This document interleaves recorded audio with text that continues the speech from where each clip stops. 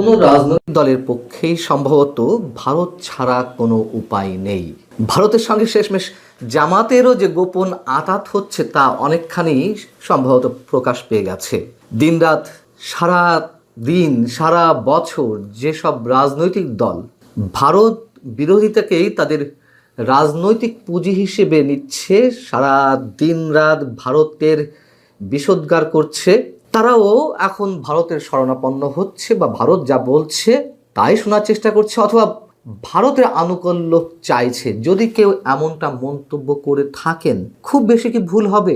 বাংলাদেশের জামাতে ইসলামীর আমির ডাক্তার শফিকুর রহমান এবছর শুরুর দিকে ভারতের কয়েকজন কূটনীতিকের সঙ্গে বৈঠক করেছেন, বা ভারতের দুজন কূটনীতিক শফিকুর রহমানের সঙ্গে বৈঠক করেছেন, যেভাবে বলি না কেন, সেটি প্রকাশ পেয়ে গেছে বুধবার নিজের বাসভবনে বসে আন্তর্জাতিক বার্তা সংস্থা রয়টার্সকে যে সাক্ষাৎকার দিয়েছেন, সেই সাক্ষাৎকারের মধ্যে তার বক্তব্য থেকে এই বিষয়টি বের হয়ে এসেছে এবং এটি নিয়ে সারা দেশেই এখন ব্যাপক হইচই শুরু হয়েছে। জামাতের আমির রয়টার্সকে বলছিলেন যে অন্যান্য দেশের কূটনীতিকেরা যেমন প্রকাশ্যে তার সঙ্গে সৌজন্য সাক্ষাৎ করেন, ভারতীয় কূটনীতিক তেমনটি করেননি। মানে তিনি ভারতীয় কূটনীতিকের উপর দায় চাপিয়ে দিচ্ছেন যে ভারতীয় কর্মকর্তা বৈঠকটি গোপন রাখার জন্য অনুরোধ করেছিলেন। এবং এই রিপোর্টটি গত বৃহস্পতিবারই প্রকাশ পেয়েছে বাংলাদেশের বিভিন্ন গণমাধ্যমে, এবং রয়টার্সও কয়েক ঘন্টা আগে প্রকাশ করেছে বাংলাদেশের গণমাধ্যমে প্রকাশের ঠিক কিছুক্ষণ আগে। এখন গণমাধ্যমে কোনো গণমাধ্যমে এসেছে যে ভারতের সঙ্গে জামাতের আমিরের গোপন বৈঠক, এরকম হেডলাইন দিয়ে নিউজ আসছে। সেটি আবার প্রতিবাদ করেছেন ডাক্তার শফিকুর রহমান সাহেব। তিনি তার ফেসবুক পেজে একটি স্ট্যাটাস দিয়েছেন, আমি একটু ছোট করে আপনাদেরকে পড়ে শোনাই। তিনি বলছেন যে আন্তর্জাতিক মিডিয়া রয়টার্সকে গতকাল দেওয়া এক সাক্ষাৎকারে রয়টার্সের একজন সাংবাদিক আমাকে জিজ্ঞাসা করেন, ভারত যেহেতু আপনাদের প্রতিবেশী দেশ, তাদের সঙ্গে আপনাদের কোনো যোগাযোগ আছে কিনা, কোনো কথাবার্তা বা বৈঠক হয় কিনা। আমি তখন বলেছিলাম, গত বছরের মাঝামাঝি সময়ে আমি অসুস্থ হওয়ার পর চিকিৎসা শেষে যখন বাসায় ফিরি, তখন দেশ বিদেশের অনেকেই আমার সঙ্গে সাক্ষাৎ করতে আসেন। অন্যান্য দেশের সম্মানিত কূটনীতিবৃন্দ যেমন এসেছেন, তেমনি তখন ভারতের দুজন কূটনীতিকও আমাকে দেখতে আমার বাসায় এসেছিলেন। অন্যান্যদের মতো তাদের সঙ্গেও আমার কথা হয়েছে। এবং তিনি বলছেন যে আমরা তাদের সঙ্গে আলাপ আলোচনার সময় বলেছিলাম, যত কূটনীতিক এখানে আসেন তাদের সকলের বিষয়ে আমরা পাবলিসিটিতে দিয়েছি, প্রচার করেছি। আপনাদের এই সাক্ষাৎও আমরা পাবলিসিটিতে দিতে চাই। তখন তারা আমাকে এটি না দেওয়ার জন্য অনুরোধ করেন। আমরা বলেছিলাম যে পরবর্তীতে যখনই আপনাদের সঙ্গে দুই দেশের স্বার্থ সংশ্লিষ্ট বিষয়ে কোনো বৈঠক হবে, তা অবশ্যই পাবলিসিটিতে যাবে।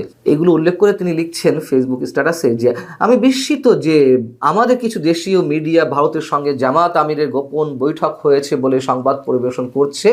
ভবিষ্যতে প্রকৃতি বিষয় না জেনে এমন বিভ্রান্তিকর সংবাদ পরিবেশন করা থেকে বিরত থাকার জন্য সংশ্লিষ্টদের প্রতি আহ্বান জানাই। আমির সাহেব কেন বিস্মিত হচ্ছেন?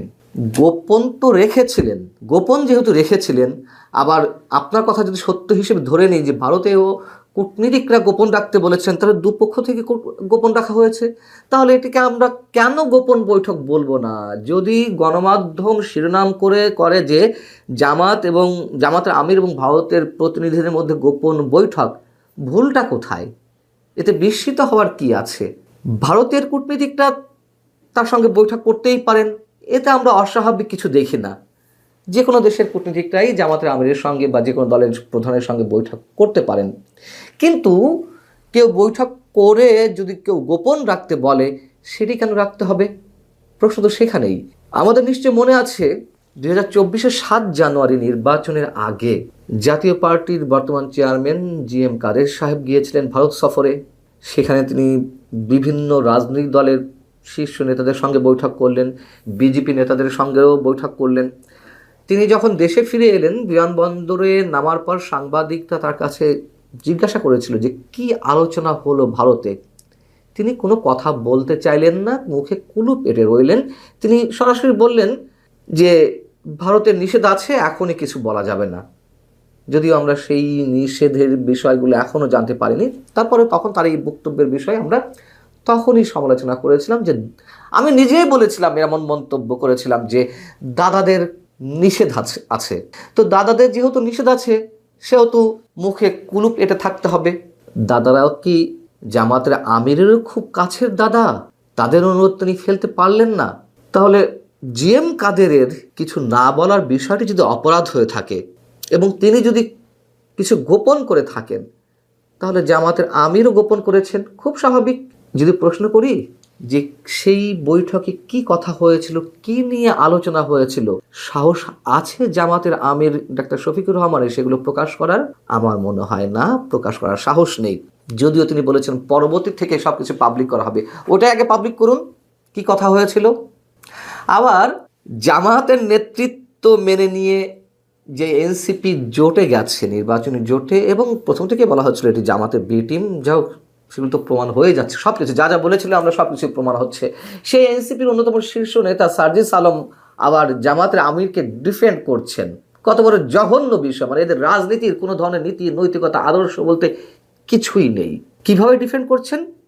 সার্জিস আলমও তার ফেসবুক স্ট্যাটাসে লিখছেন, জামাতের আমিরের সাথে ভারতীয় দুই কূটনীতিক বৈঠক করেন এবং সেই তথ্য পাবলিকলি না জানানোর কথা বলেন। জামাতের আমির প্রতিউত্তরে বলেন, দেশের স্বার্থ সংশ্লিষ্ট বিষয়ে আলোচনা হতেই পারে, এক্ষেত্রে গোপনীয়তার কিছু নেই এবং পরবর্তীতে আলোচনা হলে পাবলিকলি হতে হবে। এই তথ্য জামাতের আমির নিজেই সংবাদ সংস্থা রয়টার্সকে জানান, তারপর সেটা বাংলাদেশের মিডিয়ায় আসে। সরি, জামাতের আমির নিজ থেকে রয়টার্সকে জানায়নি। রয়টার্সের প্রশ্নের প্রেক্ষিতে জামাতের আমির স্বীকার করতে বাধ্য হয়েছেন। এটা জামাতের আমির নিজের থেকে জানাননি ভারতের বিষয়টা। রয়টার্সের প্রশ্নের প্রেক্ষিতে তিনি যদি স্বীকার না করতেন, তিনি ভালো করেই জানতেন যেটা সামহাউ ডিসক্লোজ হবে, তাদের হাতে প্রমাণ আছে বিধায় তারা এই প্রশ্নটা খুবই কনফিডেন্টলি করছে। এবং মিটিং হয়েছে, তো বৈঠক হয়েছে প্রায় বছরখানেক আগে। 1 বছর ধরে কেন লুকিয়ে রাখতে হলো শুধুমাত্র ভারতীয় কূটনীতিকদের অনুরোধের প্রেক্ষিতে? কি অদ্ভুত একটা বিষয়। এখন রয়টার্সের কাছে স্বীকার করতে তিনি বাধ্য হয়েছেন। বাধ্য না হয়ে কোনো উপায় নেই। সার্জিস আলম আরও বলছেন, আমাদের দেশের তথাকথিত দলকানা ব্যক্তি গোষ্ঠী দলীয় পারপাস সার্ভ করা কিছু মিডিয়া হাউস শিরোনাম করেছে জামাতের আমিরের সাথে ভারতের গোপন বৈঠক। এই হলো আমাদের দেশের মিডিয়ার অবস্থা। এই ছেলেরা এত সস্তা দরের কথাবার্তা বলে, মনে হচ্ছে রাজনীতির আদ্যপান্ত অ ক খ গ্রামার সব কিছু শিখে গেছে। মানে এই ধরনের সস্তা কথা বলে আবার আনুকূল্য পাওয়ার চেষ্টা করছে, এদের নিজেদের কোনো লাজ লজ্জা নেই। সারা দিন সারা বছর দিল্লি না ঢাকা, ঢাকা ঢাকা এই স্লোগান দিতে দিতে মুখে ফেনা তুলে ফেলছে, অথচ নির্বাচনকে সামনে রেখে তারা আবার দিল্লির দিকেই তাকিয়ে আছে। দিল্লির কথাই কখনো কখনো অনেক কিছু গোপন করছে, কখনো কখনো আবার দিল্লির বিরুদ্ধে যুদ্ধাংদেহী মনোভাব পোষণ করছে। দিল্লি আক্রমণ করা হবে, 7 সিস্টার্স ভেঙে দেওয়া হবে, আবার এদিকে দিল্লির সাথে গোপনে কথাবার্তা, সেটিকে আবার ডিফেন্ড করছে। এটিকে কেন্দ্র করে আবার বাংলাদেশের গণমাধ্যমকে অ্যাটাক করছে। গণমাধ্যমের কোনো দোষ নেই, গোপন বৈঠককে গোপন বৈঠকই বলতে হবে, এখানে ওপেন বৈঠক বলার কিছু নেই। আমরা আরও অনেক কিছু দেখতে পারবো নিশ্চয়ই সামনের দিনগুলোতে। ভালো থাকুন সে পর্যন্ত। অবশ্যই